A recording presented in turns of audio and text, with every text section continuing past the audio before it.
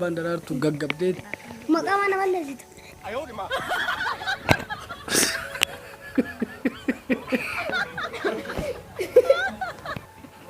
kuli maqaa balleessaa odoo taane wantoota dhugaa wantoota jiruudha. Haadha daraartuu illee nama jedhanii yoo soba illee kinuuti akka hin taane bishaan sanuyyuu bishaan hin jiru bishaan liitira 2 ayilaandii liitira 2 salaam waan beektanii miti akkasumas isa itti buufnee akka hin taane buna dhunne dhiifama saniif uummatanii